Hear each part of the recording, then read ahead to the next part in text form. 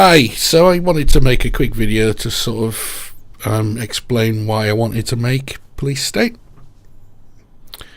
And the reason is because of games like this. So this is Rainbow Six from Red Storm Entertainment originally, I believe. And the point is that it was a first-person shooter, but a first-person shooter that was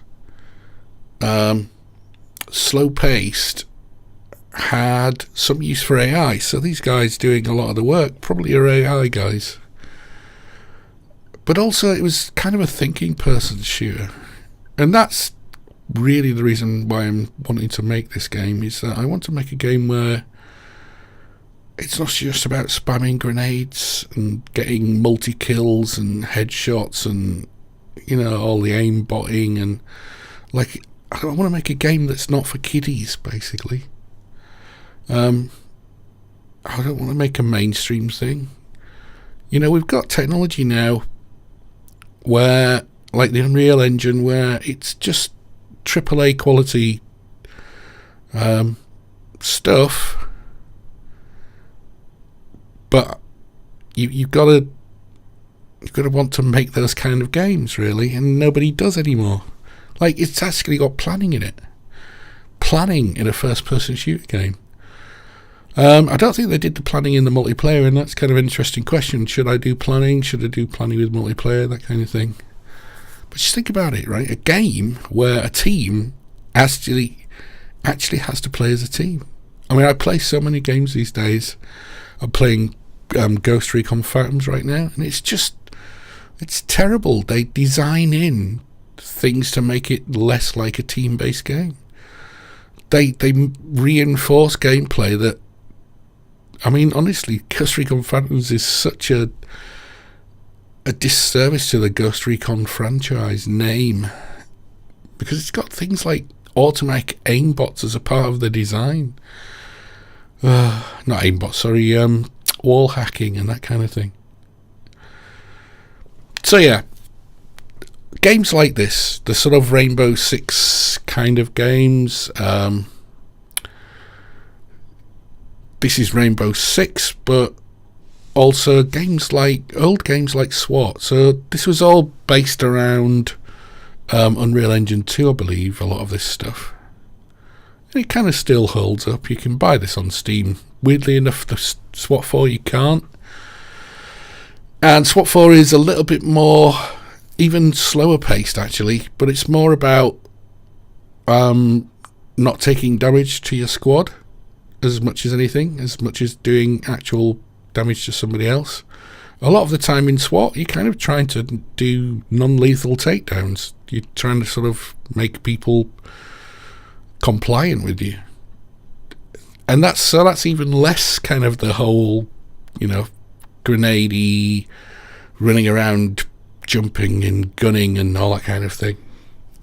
Again, you've got a team of AI, and one of the big reasons why I want to do this is that AI these days should be so much easier to do in terms of, like, having processing power to do extra stuff with them. You know, like, we shouldn't have any problems with pathfinding and those kind of things like we used to do. So I'm very much looking forward to working on this kind of non-lethal first-person shooter action. And those two games are a real great inspiration. There's a whole bunch of games, actually, that are a bit more like that. The sort of tactical first-person shooter games. I mean, I've been playing some of the so-called tactical games recently, and they're just so bad. They're just like Counter-Strike, but with one-shot kills. It's rubbish. So obviously, I'm not going to suggest that my game is going to be any innovative in that sense. It's not going to do anything necessarily revolutionary, but what it's going to do is it's going to bring back some of this core gameplay, some of this core tension, I guess. You know, like, you actually were a bit tense when you were clearing out these rooms. You felt like there was some threat. And there were loads of interactions, you know, the fact that you could open and close doors a little bit, and the fact that you could use your Opti wand and that kind of thing. So hopefully we can get rid of some of the annoyances from these old style games, but actually refresh it. The Unreal Engine makes things look amazing. Multiplayer should be relatively easy to get sorted out. Certainly working alright so far. Adding in all the gadgets is kind of a key thing here, but this is all doable. So it makes sense that nobody's actually going to commercially do it, so we might as well, as an indie, do this kind of things. And I'm an AI programmer. I like playing with those kind of ideas, right? I want to do this SWAT kind of thing because it's an interesting AI problem. So there's a whole bunch of mechanics still needed to be done. Figuring out how this would work in multiplayer. Maybe you'd have a team, like you'd have a SWAT group that you're playing with as a team, which would mean that, maybe it would be something like, I don't know, is it asymmetric? Does everybody get teamed? Do the terrorists or the sort of rebels only have one person, and the rest get a SWAT team or something? So it's all really to experiment with, I guess, and I'm going to experiment a lot with it. So this is a final game video I wanted to show you as inspiration. This is Ghost Recon. And this suggests more of an open field kind of gameplay. A lot of the SWAT, Rainbow Sixy kind of stuff is. Well, SWAT's very close quarters. Rainbow Six tends to be between close quarters and this kind of range. And then Ghost Recon opens it out. And I don't see why we can't do all three in various guises. If I can get the aesthetics right and get the artwork for it all and what have you. But I like the idea of doing this kind of landscapey stuff because actually the Unreal Engine's got really good tools for it now. So you'll see some, I don't know, hidden rebel bases in the forest or something crazy like that. I'm experimenting. This is what I like to do. I like to experiment with gameplay and mechanics, and I kind of like to experiment with multiplayer as well and see what happens there.